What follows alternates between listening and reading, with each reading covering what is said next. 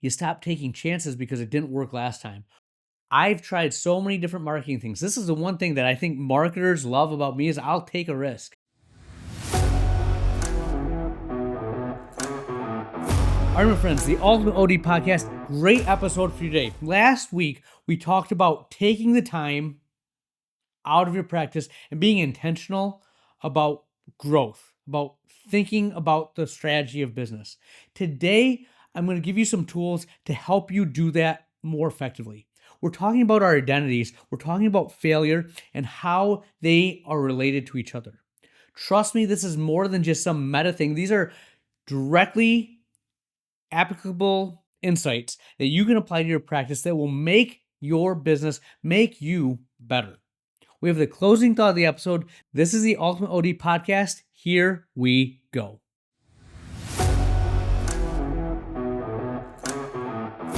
All right, my friends, the Ultimate OD Podcast. I hope you're excited. I hope 2026 has been great to start off. It's going to be a good year. We're going to make changes. The practice is going to be better. Your businesses will be better. Remember that we are a team. We're a cohort. We like to work and collaborate. A rising tide raises all ships. I have a doctor in the area that I met at a Michigan College of Optometry event, and I emailed him like, "Hey man, do you do scleral lens patients?" He's like, "Yes." Why are you not fitting them? I kind of told him strategy is sometimes figuring out what you don't want to do or what you are going to get rid of to allow what you want to do to be better. And I know it probably shocked him because not a lot of optometrists like to collaborate, but I am so confident in what I'm building with a dry eye, ocular surface disease, tertiary care center that I don't want to waste time on things that don't matter to me. That patients deserve the best possible patient care, and I'm not going to provide it because that's not where my focus is. And that's how I'm operating. That's what we're doing, and that's what we're going to do going forward.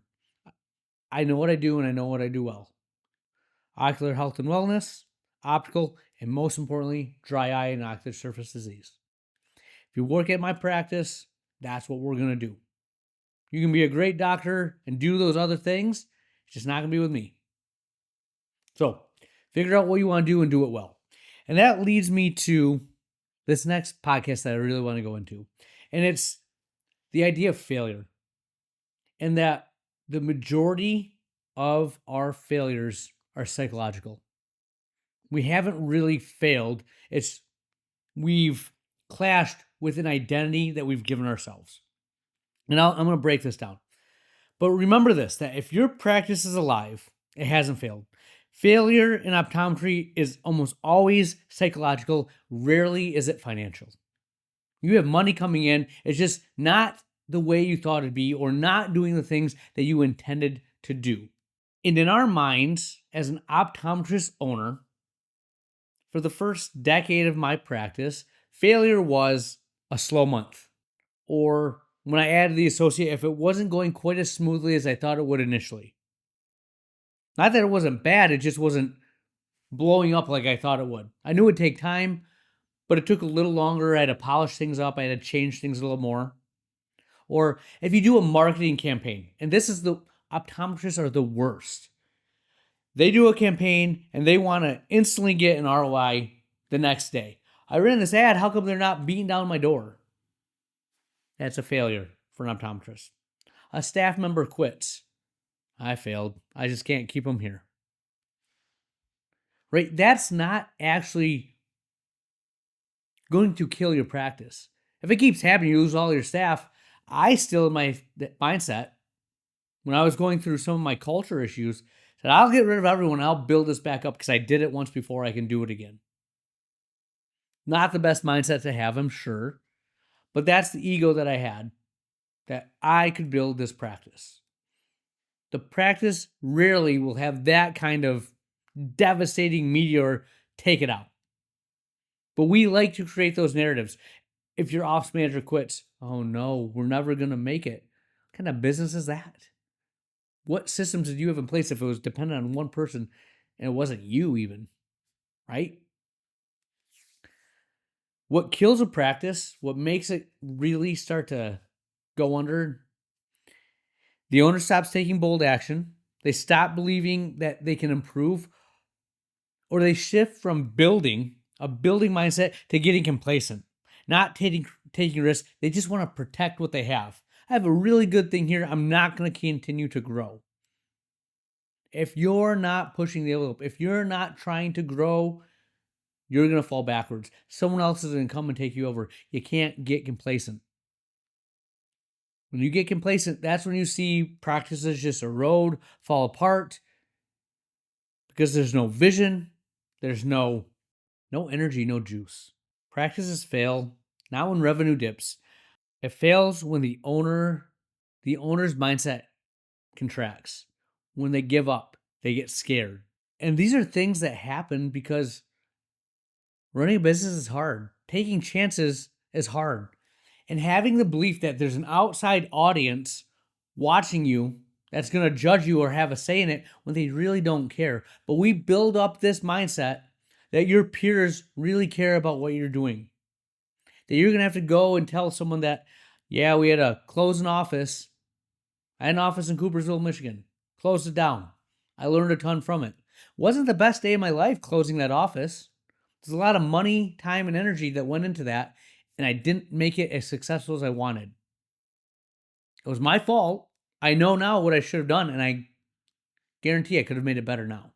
You stop taking chances because it didn't work last time. I've tried so many different marketing things. This is the one thing that I think marketers love about me is I'll take a risk. I'll take a shot. I'll throw mud on the wall and spend money to see if it's going to help my practice grow. Because I know that if I keep doing the same things, I'm going to get the same results. Looking into a radio ad right now. I don't know if it'll work. I've done Google ads. I've done direct marketing things where I spent, good Lord, like $5,000 in a month, a couple months in a row, and got nothing out of it. Not a single appointment. Happens. I took a shot. I'm not mad that someone brought me an opportunity and they thought of my practice. I said, thank you for giving me the chance. Thinking of my practice. But, after 3 months, I think it's time to cut bait. Not working. The other aspect is that you will accept underperformance. You'll accept your staff not being where it needs to be. You'll accept your revenue per patient being at the level it is and not growing because you're exhausted. You're tired.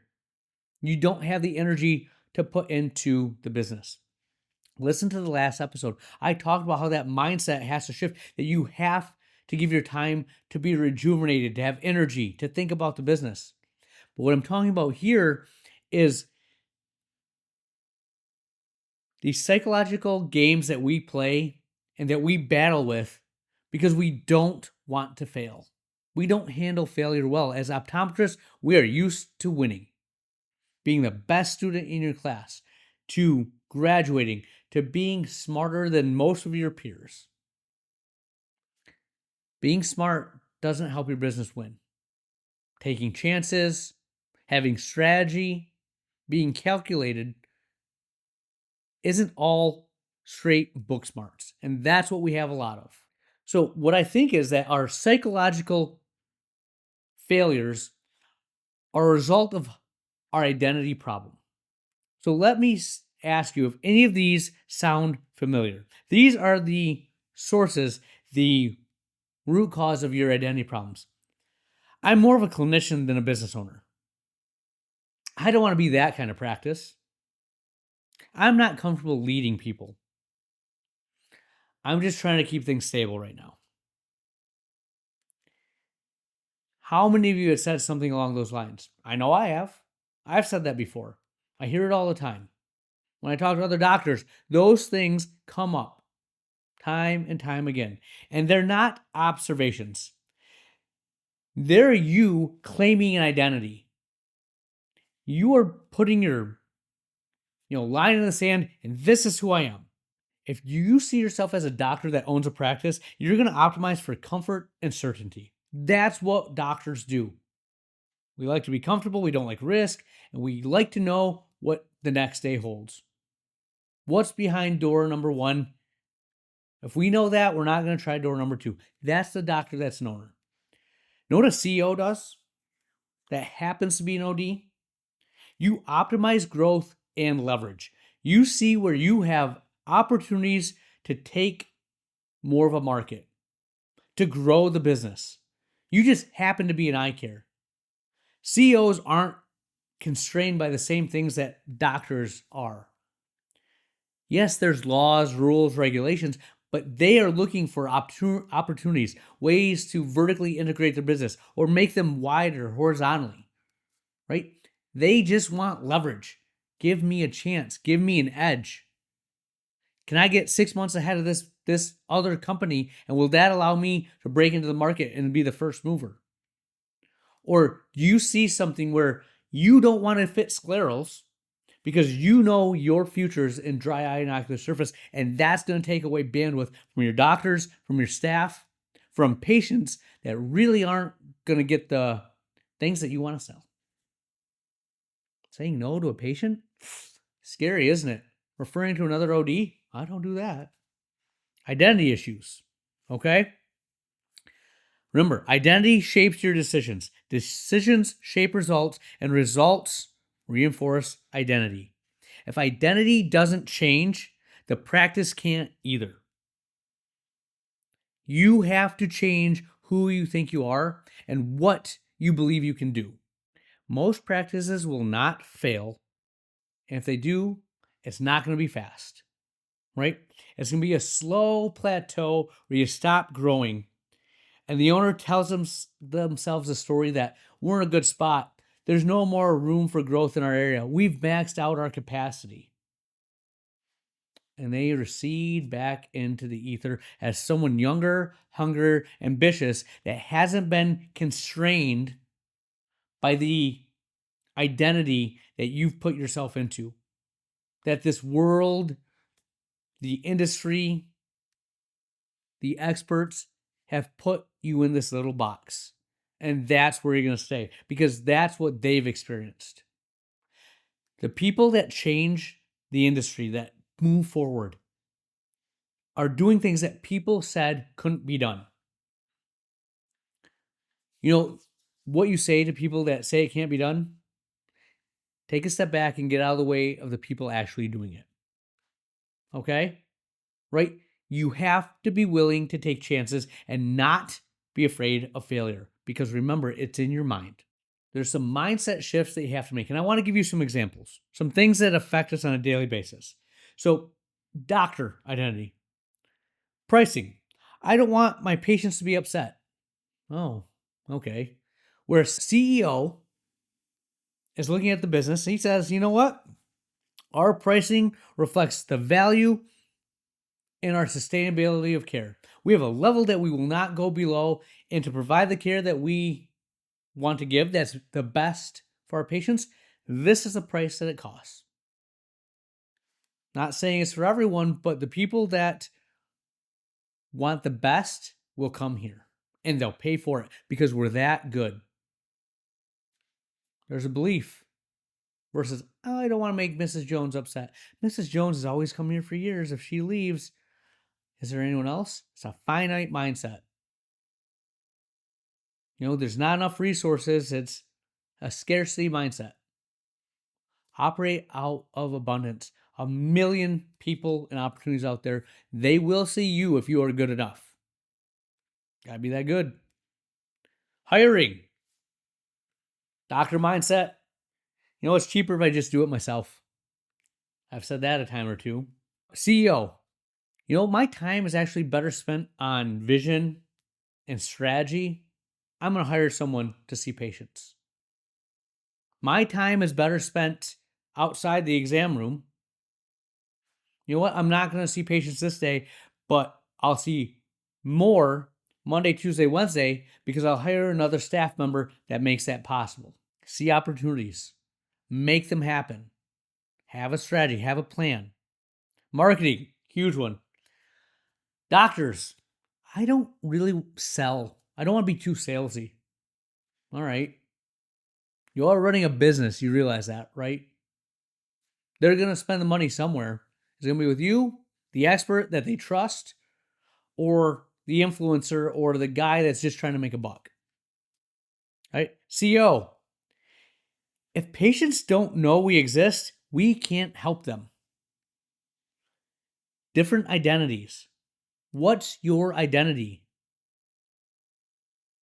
And I know being the business owner, having that business mindset isn't what you've done up to this point, but you started a business. Shift your mindset. Last one, time usage. Doctor, I'm going to fill every gap, every second I have because things have to get done. If I'm not doing something directly, I'm not being productive. I'm not pulling my weight. CEO, protects time to think about the business. Last episode. One of the things that I've done with my manager and what I've done with myself, one of my best friends, he's such a better business owner than me, a better entrepreneur. I'll have a situation and I'll think, hey, what would he do in this situation? I'm like, oh, he wouldn't give two craps about this. He just make the decision and move on. I asked my manager, we were doing thought process. I said, this is the problem. Do you have anyone that you listen to that you admire, that's a leader? They have a podcast, anything, a book. So, oh yeah, absolutely. Okay, sweet. What would she do here? Oh, she would do this. She has protocols in place. She always circles back and feeds back to them, gives input. She listed like 5 things. I said, what's stopping you from doing those things? Like, oh, I don't know. Because you don't identify yourself as that person, but you can do everything there. If you imagine yourself of a practice that does $10 million, how does that operator, how do they run their business? And what are they spending their time on? Are they worried about these day-to-day things? Think about it. You have that $10 million business. They have 5 locations, all doing $2 million a piece. Well, I know they have an infrastructure. They have great managers that are leading that process. They're probably just looking at the big picture, looking where they're going to grow the next office. They're not worried about the day-to-day. They have people, I'm sure, that are doing that. They have the vision, right? Why the crap aren't you doing that if that's what you want to do? That's the identity that you want to embrace. Do it. It's there. We constrain ourselves because we see ourselves as who we were versus who we're going to be. You got to get that in your mind that person, that mentality, we can own. Now, it's going to take some effort. It's not going to be as smooth. It's not going to happen overnight.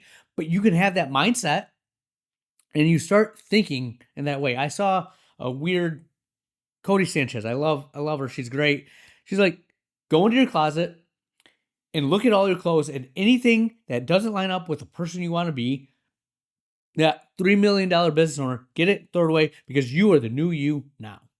That sounds stupid, but it's the mindset that matters. Those stupid little things, if you embrace them and you believe them, will make a big difference. It's all about mindset. Failure is psychological, and it's how you identify yourself. You have this nice, safe identity. People like me. I know what to expect. They know what to expect from me. When you're changing things, when you're taking a detour, and it's different than the identity that you've had, it's scary. Talking to my spouse, thinking about the school we're going to send our kids to. And we have this identity of where we're at and what we're doing. And we've thought it through. We know the other place, if we make the switch, it's going to be good. It's better for the family. It's better for this. But it's a change in identity. You know what? We haven't had that one yet. It's a little scary. It's a little different. Doesn't mean it's not going to be great. Shift your mindset. Make it your reality. The parents that have the kids that are in college that walk the journey, what are they thinking? What did they do? How did they get there? They fought the battles, same ones as us. They made decisions and they went with them. Not every decision was great. You're doing the same thing with your practice. Not every decision is going to be a win. But when you get complacent, when you plateau, when you stop pushing, you just let yourself be boxed in. as this one way of doing things, you're not going to grow. You're going to actually fail. I think every single week in this past year that I've had the new associate with me, we are pushing and driving a new motive, a new plan, a new thing. I thought about that. And I'm like, every single week, there's a new emphasis. We're going in the right direction, but we are not complacent. We have got to get better. We got to move the level of care up, get more out of our staff. We're cross-training them now. We have 60-day plans. Let's keep going. I'm not going to be a doctor that plateaus. And if I do, get me out of the business. Just ain't worth it. So I want you guys to imagine that you're the CEO of that high-performing practice, and then think about your business. And what decision would you stop delaying? What would you stop protecting? What system would you finally invest in? What belief would you drop immediately and start doing things differently? CEOs don't wait for confidence before acting. They act and confidence catches up. What identity do you want to have? I told you that this year is the year of the CEO for me. The podcast, I'm intentional about the topics I'm picking, the things I write about, the things I read, because I want that identity. What identity do you want? Who do you want to be? What kind of practice do you want to have? That's what I have. We'll have more for you next week. Where, oh where has the time gone? We're to the closing thought of the episode, and today I will leave you with these 4 statements. They're very good statements. And I want you to just hear them and self-reflect. So, number 1, what you tolerate becomes a standard. What you ignore becomes permission. What you repeat becomes the culture. And what you reward becomes the North Star. So think about those things. Think about your practice. Is it where you want it to be? Or are you tolerating things you shouldn't?